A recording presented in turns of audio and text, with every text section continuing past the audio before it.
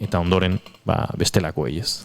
Baina hor, beti pasatzen da hori ez, horre iruditzen zait parte handi batean ere zurekin bat egiten dut, Baina badago hor ere zerbait, eta da, gu kontsumitzen dugu askotan erakargarri egiten zaigun hori.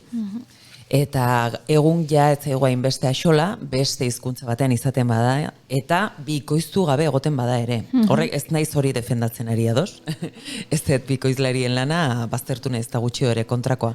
Bikoiztaien lana, lehen bikoiz, desbeinak erabilitu, bikoiztaileak dira. Bikoiztaileak? Ara? Bikoiztaileak. Ez? Euskal Herriko bikoizleen elkartea da, EHDE, adibidez. Bikoizlariak?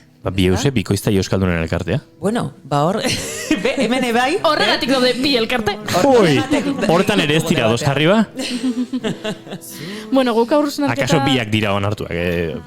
Bikoizlariak ezen kasutan. Ez. Bikoizlaria ez. Ados. Bueno, zein... Gera serratu egiten direlako badakit. Bai, eta arrazoiakin gainera. Kontua da ez, erakargarritasun hori ere, kontutan izan beharreko zerbait dela. Aitu izan dugu askotan eta telebista publikotik gainera esanez, pelota audientzian dago eta bereiek dira errudunak, ez? Ez direlako eduki gehiago egiten. Nik ez dakit oso ondo hori dan berezko ordena.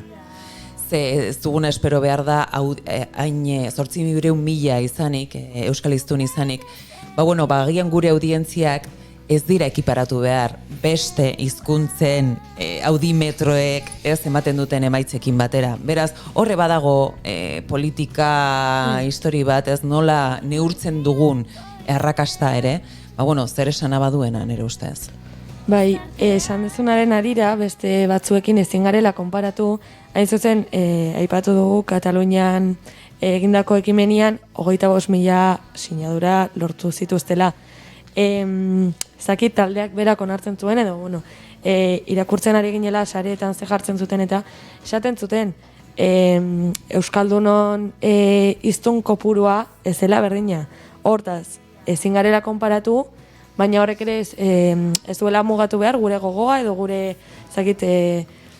nahiak betetzeko egiten diren horrelako ekimenak eta Iñigok esan dunaren arira eta gero jaixildeko naiz. Esan dezu, askotan, igual ez dugu baloratzen daukaguna eta ez dugula kontsumitzen euskaraz dagoen eduki guztia. Horren inguruan ere sareetan, zabaldu da horrelako eztabaida antzeko bat, hain zuzen, zuk esan dezuna, Netflix etorri behar bada, gugana, benetako ezakit eduki edo ekoizpen onak edo euskaraz itzuli edo inkluso ekoiztera nahiko larria izango litzake. Guk geuk ez badugu egiten eta ez badugu dagoena kontsumitzen, zein gara gu, ez? Inorri esateko euskeraz egin ditala eduki guztiak. Eta ados horrekin eta, esan June barkatu. Ez, justo, ni hori esatean, Juan, nik askotan ukideten eztabaida bat izan da, leheno maitenak ere aipatu kalitatearen inguruan eukidete eztabaida asko, eta izan da, eskemen sortzen dienak ez dira kalitatezko gauzak. Eta ez dakit ze punturainoko audientzia eukizu, baina adidez, iesaldia bezalako 5 kapituloko serie bat, nire inguruan behintzat oso entzuna izan zen zerbait izan zen. Nire inguruan asko ikusi zen eta kriston pila hitz egin zen hortaz. Oain, baserria bezalako programa bat saiatu dira, behintzat, konkisen arira antzeko euskal kulturarekin antzeko zerbait egiten, eta nire inguruan ere nahiko entzuna da izaten. Eta ez dakitze punturaino, den, pasotismo punto bat, gaztelaniaz daudenak kalidade hobea daukate entzun dugu betidanik eta kaso egiten dugu, baina nik uste sortzen dena nahiko kalidade honekoa dela eta ez dugula horrela tratatu behar daukaguna. Nik uste hemen ardatz ezberdinak irikitzen direla. Bat, lehengoan ez dakit zetu islarirekin izan genuen, kontsumismoari buruzko, seriak nola konsumitzen ditugun, ansiedadea, zenbat eduki behar ditugun gure bizitzak asetzeko eta entretenimendu horri behar duen gasolina edo erregai emateko.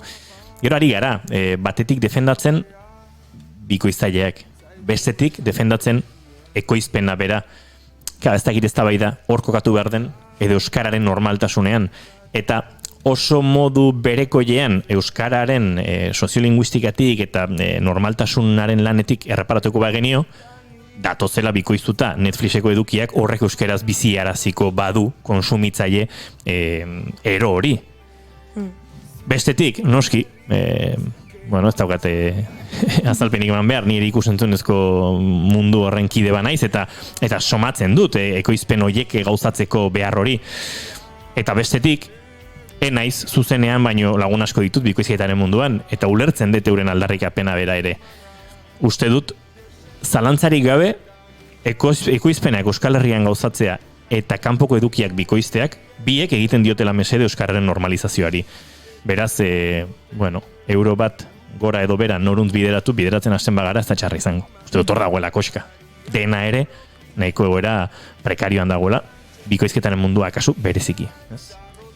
Eta bestetik ere badago zerbait, eta, ni aktore bezala esan dezaket, askotan etzaile ematen, ez seriei, ez fikzioari, denbora nahiko, ohitura gisa, ez, txertatzeko gizartean.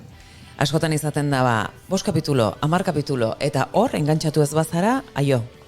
Eta pentsatu behar dugu, agian, ohitura faltangatik, edo, bestera batea konsumitzen dugulako, edo zen kasu dela, zentzu horretan ere, pixkat pentsamendu malguago bat eduki beharko genukela, hau da, denbora eman bartzaile produktuei, eta diru gehiago jarri behar da horretan. Ze azkenean ematen du ez, baino nun interesa hor jartzen da dirua. Eta dirua falta danean esan nahi du hainbesteko interesik ez dagoela. Beraz, beste gauza batzutako denerako ezin dela iritsi nahi dezuena, baina hemen gauza serio batetaz ari gara, eta kulturaz ari gara, eta euskeraz eginiko kulturaz ari gara. Beraz, diru gehiago jarri beharko litzatekeela iruditzen zait, parte batean, edo bintze benetazko saiakera bat egitea, eta gure telebista publikoaren baita, sistema hori, ez bakarrik zalantzan jarri, baizik eta, pentsatu ze telebista nahi dugun denon artean. Hori mai gainean jarri beharko genuke. Bai, eta ados nago, baina zenbat saiakera egin dira dagoeneko. Eta zergatik ez da gertatzen? Agian ez dugulako sinisten ez da. Iruditzen zait, eta hau agian beste gauza batzutan pasatzen zaigu gizartean. Ez gara konstiente ze boteretsu izan gaitezken batzen bagera. Akaso hori izan daiteke, eta beti ere kexan gelditzen gara, eta hau autokritika bezala baita esaten dut. Kexan murgiltzen gara, eta bai besteak, politikariak ez dakiz, eta askotan ez duzu ez, erritik. Bai, baina ados nago, eta hori bultzagarko genuke, baina sortu izan dira, eztabaida mailak, hobekuntza proiektuak, dekalogoak, diagnosi lanak, denetarik eginda, eta ez da hainbeste egin zela oso lan sendoa, bertan ETB Euskal Telebistako aurkezle izandako jendea, soziolinguistikan asko dakin jendea, antropologian asko dakin jendea, gure konsumo eredu ondo ezagutzen zuen jendea, lan sendoa egin zen, eta hor geratu da ez? Baina egia hainbeste estudio egin beharrean, hainbeste ikerketa, hainbeste gauza mamitsu, hainbeste hausnarketa egin beharrean, akzio gehiago ez da egin behar. Hau da, esatea, arriskatu gaitezen, horrek funtzionatzen du, bai, ez, baino denbora bate bai, eman, benetan ikusteko hori txertagarria den egungo gizartean edo ez, eta hor, ez, eta sortzen den elkarrizketa horretan, bai kontsumitzaileak eta bai produktoren edo telebisten edo komunikabideen artean ikusi benetan zer nahi den, ez? Eta pixkanaka hori osatzen edo betetzen jun. Akzio gehiago behar dugula esango nukenik. Ados nago, baina pixkat gehiat berbideratzearen, beste giro batera eramatearen, militantzia puntu bat eretzegu falta? Alegia, zenbat dago nahiranen oraintxe Euskal Telebistako plataforman ikusgai, gainontzeko plataformek ere eta edabidek badituzte, berriak baditu, naizek baditu, dokumentalak eta ikusentzunezko lanak, baina askotan jotzen dugu erresago Netflixen azken joerara, eta hor ere guk ere autokritika egin beharko dugu, ze astelero hitz egiten dugu, puri-purian diren telesaietaz, baina kaso hasi beharko dugu ere, ez da egit, Euskal produkzioari begira, euskal produkzioaren ikusgai dauden, doainik diren, askotan produktoraren webgunean bertan dauden, edota edabide euskaldunen atarietan dauden gauzaiek, ikusten, ez? Uste dut, guk geu profesionalki eta nik neu behintzat gizabanako bezala, badudala hor autokritikatik puntu bat, militantzia hori non dago ikusiko dut ondarrauak badagoelako milaka eta milaka euskal iztun ondarrauak bezalako artelan bat ikusi ez duena ikusi beharrean Netflixeko edo HBO-ko edo ez da egin nungo azkenekoa, ez? Bai. Nik ere komentatzeko gaina badagoela ere, bueno, Euskal Encodings bezalako plataforma bat, nun dauden pelikulak, seriak, hor gauza asko daude bikoiztuta euskeraratuta eta doainik deskargatzeko pelikula plataforma bada, eta bueno, nik erabiltzen duten zerbait da, eta egia da nire inguruan behintzat askotan hitz egiten denean euskeraz zerbait ikustea diela txikitako marrazki bizidunak. Ez da oraingo produkzio berrien bila juten jendea, Netflixen dagona eta momentuan modan dagon seria ikusiko dut, baina euskeraz zerbait ikusi hor baldin badet, izango da bikoiztuta dauden One Pieceen kapituloak edo lehen jarri den bezala Dragoi Bolaren kapituloak, baina ez da lantzen, eta nik uste bai dela militantzia aldetikan militantzia falta bat. Modan dagona ikusten dut eta ez diot emango aukera euskal ikusentzunezkoei. Azkenean, errealitate horrek ere, komentatu dugu ez, gaur egungo tendentzia joera da Netflixeko azkeneko telesaia, azkeneko filma ikustea. Agian, eta ez dut defenditzen, baina agian hori baldin bada gure errealitatea eta militantzia bat berpiztearen aldeko apustua egitea, agian pixka bat zaila edo ez dakit denbora gehiago emango diguna, ez? Netflixeko telesaiak edo filmak euskaratzea ere izan daiteke bide bat jendea ohitutzeko euskaraz ikustea, ezagiteko izpen handiak edo internazionalak dienak. Nik esaten dut, beste aldea pixka bat ere berriro eztabaidara ekarrita, Zakit, izan daiteke, lehen aipatu dugun bezala, natibo digitalak geanak, ja baditugu ohitura batzuk, natibo digitalak ez dienak, ez dauzkatenak.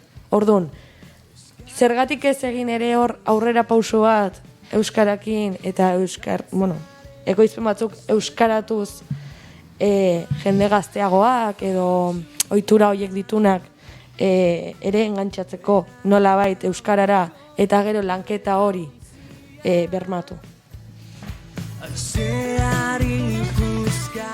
Osnarketa honekin itxiko dugu gaia, baina badago asko kontatzeko eta pentsa, aipatu digute entzuleek esaterako faltan botatzen direla sareetarako sortutako edo sareetarako begirako ekoizpen eta edukiak.